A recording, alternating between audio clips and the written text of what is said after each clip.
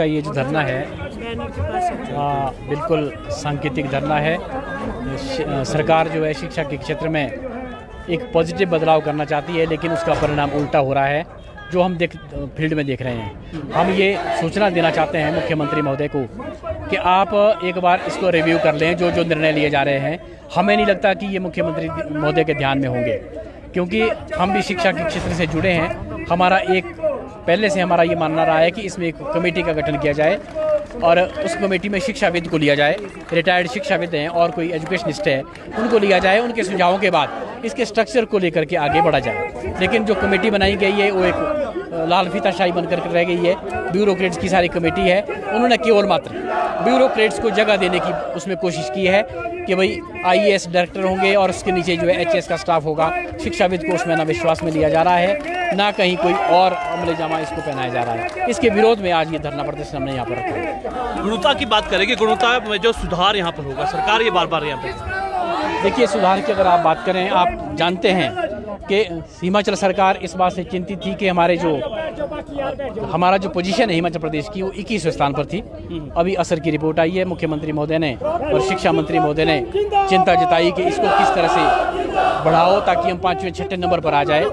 हमने एक बार नहीं 3-4 बार पूरे प्रदेश की बैठक करके अपने स्तर पर, यहाँ तक कि उसमें माननीय शिक्षा मंत्री महोदय को जोड़ करके अध्यापकों से अपील की कि दिन रात एक करके मेहनत करके जैसे कैसे भी हमने अपने प्रदेश को ऊंचा स्थान दिलाना है। और उसका परिणाम हुआ कि 5वें 6ठे स्थान पर ना आकर के हिमाचल पहले स्थान पर आया। ये उसका जीता जागता उदाहरण है। लेकिन अगर प्लानिंग के साथ कोई काम होगा उसमें गुणवत्ता आएगी, बिना प्लानिंग से काम होगा तो जो गुणवत्ता है भी वो भी समाप्त हो जाएगी। आपको लगता है क्या खामियां है इसमें जिसमें आप लोगों को आने वाले समय में परेशानी होने वाली है, आपको चिंता है, क्या खामियां लगती है? देखिए, आप जानते हैं कि एक निदेशालय का गठन कर लिया गया है।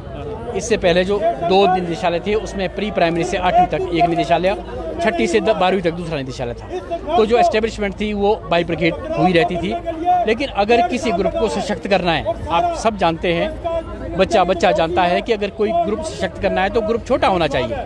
जितना बड़ा होगा उतना उसमें पता स्था लगेगा नहीं। अभी भी हम कह रहे हैं कि 5-5, 6-6 साल तक सीनियरिटी लिस्ट नहीं फाइनल हो रही। एजुकेशन का जो हमारा स्ट्रक्चर है, प्रमोशन की फाइलें हैं वो नहीं डील हो रही, क्योंकि एस्टेब्लिशमेंट बहुत ज़्यादा है। जब इतने में नहीं हो रही, जब इनको सबको इकट्ठा कर दिया जाएगा तब तो ये तो समुद्र हो जाएगा, इसमें कोई पता नहीं लगेगा किसी को क्या है। ना ही इसकी कोई आवश्यकता थी। हम ये कह रहे थे कि अगर आपने निदेशालय का गठन करना है तो प्रारंभिक शिक्षा को प्री प्राइमरी से 5वीं तक की कक्षा के लिए एक अलग निदेशालय दिया जाए, क्योंकि 10,600 प्राइमरी स्कूल है हिमाचल प्रदेश में और जो दूसरे स्कूल है वो 400 भी नहीं है सारे इंस्टीट्यूशन। तो अगर ऐसा नहीं करना तो जैसा स्ट्रक्चर पहले था वो करें।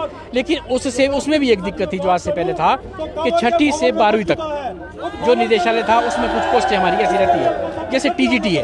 TGT मिडिल स्कूल में भी होते हैं और हाई स्कूल में भी होते हैं। अब आज मैं अगर TGT हूँ, आज मैं अगर मिडिल स्कूल में हूँ तो मेरी सर्विस बुक वगैरह एलिमेंट्री एजुकेशन के पास होगी।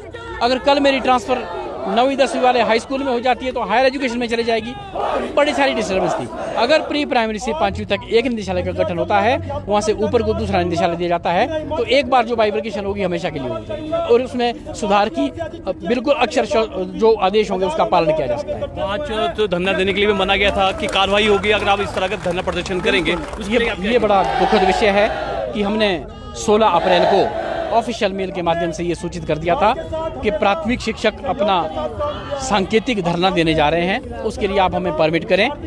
अगर सरकार चाहती तो ये हमारी जो परमिशन है अगर नहीं देनी थी तो रद्द भी कर सकती थी। उसकी सूचना में 2-4 दिन के बाद दे सकती थी। 16 के बाद 20 तक में हमें सूचना मिल जाती तो हम सरकार के आदेशों का पालन करते हुए इस धरने को पोस्टपोन कर देते। जब हमें परमिशन मिलती तब हम ये धरना रखते। लेकिन ये एक जानबूझ करके ये साजिश के तहत पिछले कल ही 25 तारीख की शाम को हमें एक चिट्ठी पकड़ा दी जाती है कि आपकी जो परमिशन है वो नहीं हुई है, अगर आप धरना देंगे तो आपके खिलाफ लीगल एक्शन लिया जाएगा। ये केवल मात्र डराने धमकाने का एक काम है, जिससे हमारी जो संख्या है वो बहुत ज़्यादा संख्या आज यहाँ पर होनी थी।